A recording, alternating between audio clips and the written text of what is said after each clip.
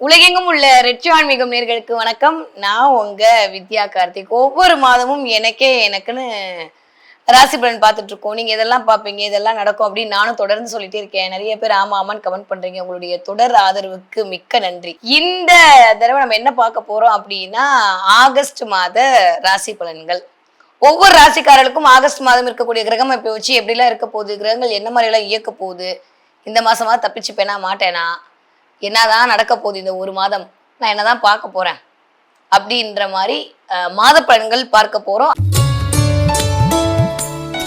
தன்னுடைய கருத்துக்களால் அனைவரையும் கவரக்கூடிய என் மனதிற்கினிய கன்னிராசினியர்களே, எப்படி இருக்க போது இந்த 2025 வருட ஆகஸ்ட் மாசம் அப்படின்னு சொல்லி பார்த்தோமே ஆனால் 28ஆம் தேதியிலிருந்தே தெரிஞ்சிருக்கும்னு நினைக்கிறேன் உங்களுக்கு.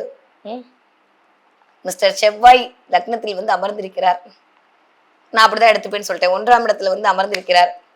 ஸோ ஜென்மத்தில் செவ்வாய் அமர்ந்திருக்கிறது என்பது கன்னிராசிக்காரர்களுக்கு சில போட்டியாளர்களையும் புதிய ஒரு காம்படிட்டரையும் உருவாக்குவதற்கான காலத்தை கிரியேட் பண்ணி கொடுக்கும். நல்லது தானே? சர்ஃபெக்சல் மாதிரி கரை நல்லதுன்ற மாதிரி போட்டி நல்லது தான். அப்போதான் நம்மளால இயங்க முடியும். இது வரைக்கும் அப்படியே ஒரு மாதிரி ஜாலியா ஜில்கான சுத்திட்டு இருந்த கன்னிராசிக்காரெல்லாம் கொஞ்சம் பொறுப்பாக போறீங்க. இந்த தடவை நிறைய காம்படிஷன் உங்களை நோக்கி வருவதற்கான நேரமா இருக்கு. அது வீடா இருந்தாலும் ஒரு காம்படிஷன், வெளியில இருந்தாலும் ஒரு காம்படிஷன், நீங்க மாமியாரா இருந்தாலும் காம்படிஷன், மருமலா இருந்தாலும் காம்படிஷன், மகனா இருந்தாலும் காம்படிஷன். இந்த தடவை கொஞ்சம் அப்படி ஸ்பீட் அதிகரிக்க போகுது. செவ்வாய் இருக்கிறது அப்படின்றது ஒரு வகத்தை நல்லதா அப்படின்னா ஒரு விதத்துல நல்லது, ஒரு விதத்துல கொஞ்சம் ஹெல்த்தை பார்த்துக்கணும். ஆனா 6ல் ராகு சூப்பர், செம்மையான ஒரு டிரான்சிட். எதிரியெல்லாம் அப்படியே கண்ணுக்கு தெரியாம ஓட போறாங்க. சத்ரு சம்ஹார நாசம் பண்ண போறீங்க இந்த தடவை கன்னிராசிக்காரங்க. என்னதான் போட்டியாளர்கள் வந்தாலும் நீங்க தான் டானா இருக்க போறீங்க. புரிஞ்சா? நம்மளுக்கு நிறைய பேர் வருவாங்க. அது அப்படியே போன மாசம்லாம் அப்படியே ஒரு மாதிரி மனசை போட்டு குழப்பிருக்கும். என்னடா அது திடீர்னு யாரோ வந்துட்டாங்களே, என்ன ஆகுமோ ஏதாகுமோலாம் யோசிச்சிருப்பீங்க. அஸ் யூஷுவல் நம்ம கிட்ட தான் சரக்கு இருக்கேன், நம்ம ஏன் கவலைப்படுன்ற மாதிரி ஒரு உத்வேகத்தை அங்க வரக்கூடிய செவ்வாய் உங்களுக்கு கிரியேட் பண்ணி விட்டுருவார். அதனால நிறைய கன்னிராசிக்காரர்களுக்கு 6ல் ராகு இருத்தல் அப்படின்றது ஒரு பெரிய பிளஸ் இந்த தடவை கிரியேட் பண்ணி கொடுக்கக்கூடிய அமைப்பாகத்தான் இருக்கு.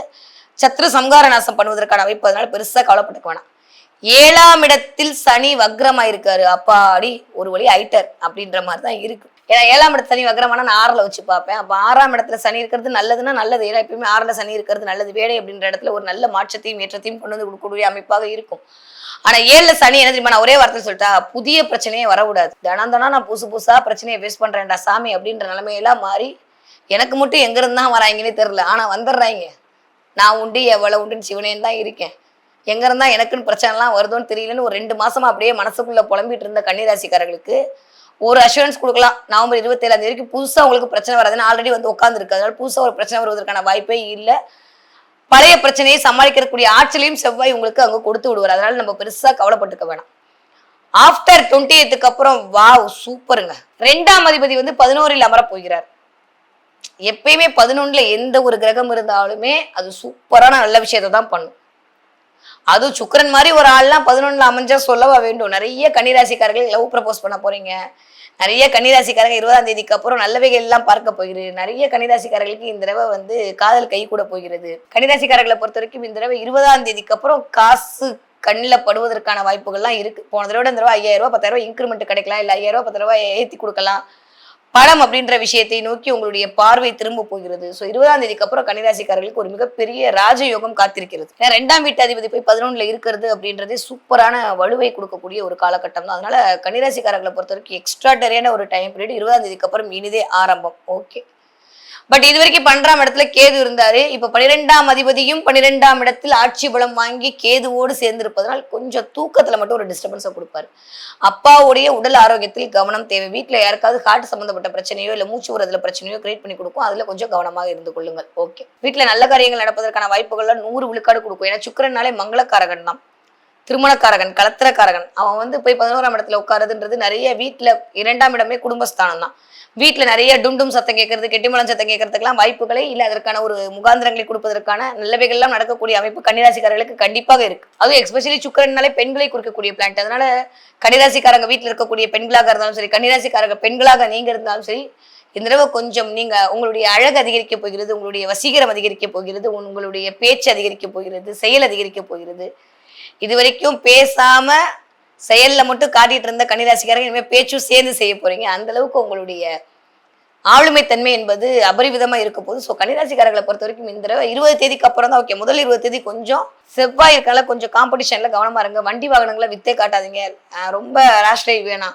12ஆம் இடத்துல ஆட்சியோட இருக்கிறனால கொஞ்சம் ஹெல்த்தை பார்த்துக்கணும். தொண்டை, வயிறு, தலை இது மூணையும் பார்த்துக்கொள்ள வேண்டிய காலகட்டமாகத்தான் இருக்கு. சில சமயம் கண்ணு, ஏன்னா சூரியனால கண்ணை குறிக்கக்கூடிய ஒரு பிளானட். சுக்கிரன் வந்து கண்ணை இண்டிகேட் பண்ணக்கூடிய பிளானட்.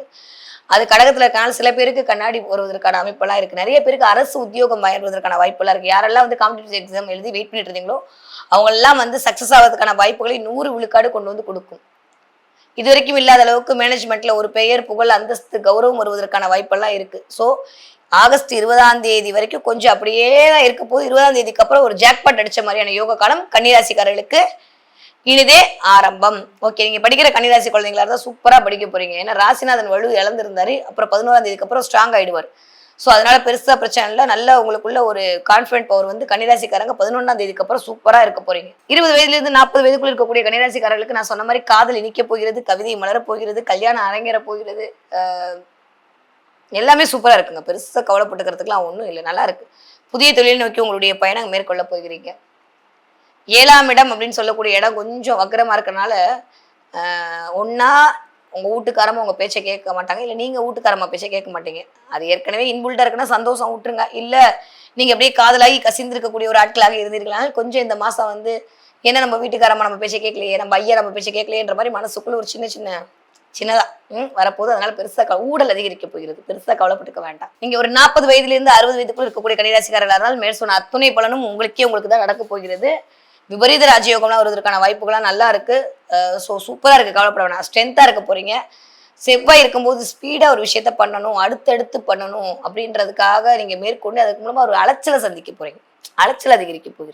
மைண்டு தூங்காம என்ன பண்ணலான்னு அப்படியே ஓடிக்கிட்டே இருக்க போகுது. ஏன்னா செவ்வாய் ஸ்பீடு இல்லையா, அவர் வந்து லக்னத்துல உட்காரும்போது ஸ்பீடா யாரை பார்த்தாலும் கோவம் வருது, யாரை பார்த்தாலும் எரிச்சல் வருது, அருவாளை எடுத்து வெட்டிடுறேன் அப்படின்ற மாதிரியான.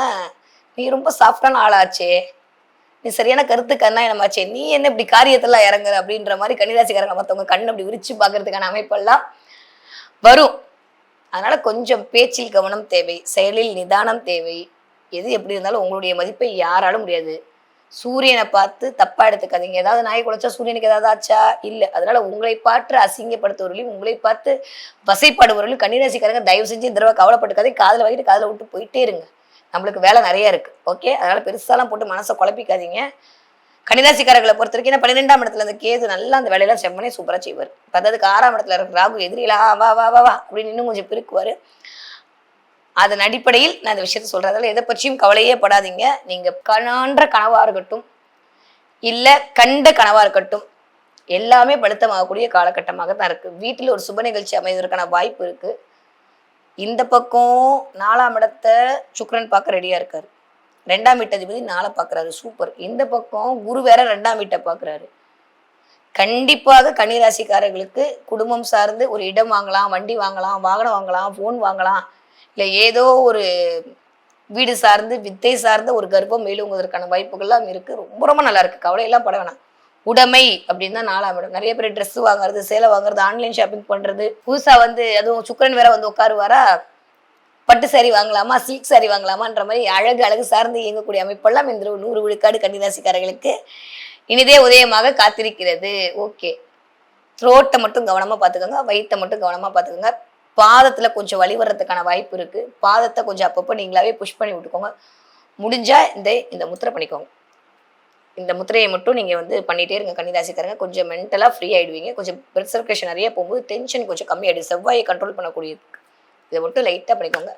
குருவை உள்ள மடக்கி இதை பண்ணீங்கனாலே கன்னிராசிக்காரங்க 10ஆம் இடத்துல வர குரு வந்து உட்கார்ந்து இருக்கிறார். கன்னிராசிக்காரங்க இதை மட்டும் பார்த்தீங்கனாலே மோர் தென் என்ன சூப்பரா இருக்க போகுது. ஒன்றும் பெருசா கவலை எல்லாம் பட்டுக்க வேண்டாம். ஓகே, இந்த தடவை நான் என்ன பார்ப்பேன் அப்படின்னா, நிறைய கன்னிராசிக்காரங்க வானவில் பார்ப்பீங்க. பார்த்தா எனக்கு சொல்லணும், மறக்காம கமெண்ட்ல போடணும். நிறைய வானவில் பார்க்க போறீங்க இந்த தடவை கன்னிராசிக்காரங்க. ஏதாவது ஒரு இடத்துக்கு போகும்போது வானவில் தெரியுது, இல்லை மொபைல்ல வானவில் தெரியுது, இல்லை வந்து வானவில் மாதிரியான கலர்ஸ், அந்த 7 கலர் 7 வண்ணங்கள் வைத்திருக்கிறது, இல்லை 7 வண்ணங்கள் பூட்டிய குதிரைக்குள் யாராவது இழுத்துட்டு போற மாதிரி ஒரு சூரியனை பார்க்கறது, இந்த மாதிரி நிறைய வானவில் பார்ப்பதற்கான வாய்ப்பு இந்த தடவை கன்னிராசிக்காரர்களுக்கு கிடைக்க போது. பார்த்தா எனக்கு கண்டிப்பா கமெண்ட்ல சொல்லணும். அப்படி வானவில் பார்த்துட்டீங்க அப்படின்னா வாழ்க்கை வசப்பட போகிறது என்று அர்த்தம். உங்களுடைய எதிரிகளை கண்டு நீங்கள் ஏமாற வேண்டாம் என்ற அர்த்தம். நீங்க தான் டானா இருக்க போறீங்கன்னு அர்த்தம். எல்லாமே உங்ககிட்ட இருக்கு, நீ ஏன் கவலைப்பட போறேன்னு பிரபஞ்சம் உங்கள்கிட்ட சொல்லிட்டு இருக்குன்னு அர்த்தம். ஸோ கன்னிராசிக்காரர்களுக்கு இந்த தடவை கவலைகள் மறக்கக்கூடிய காலகட்டமா இருக்கு. சூப்பரா இருக்கு கன்னிராசிக்காரர்களுக்கு. சரி, என்ன வழிபாடு பண்ணலாம்? என்ன வழிபாடு பண்ணா இந்த தடவை இந்த 1 மாத காலம் சரியாகும்னா, கண்டிப்பா சொல்றேன், முருகன் வழிபாடு உங்களுக்கு முன்னுக்கு கொண்டு வரக்கூடிய வழிபாடாக அமையும்.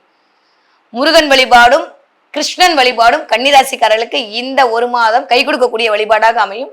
முடியும்னா பக்கத்துல ஏதாவது கிருஷ்ணன் கோவில் இருந்தா போயிட்டு வந்துருங்க. ஒரு வெண்ணெய் வாங்கி தானம் கொடுத்துருங்க. மிகச்சிறந்த மாற்றத்தை வாழ்க்கையில் சந்திப்பீர்கள்.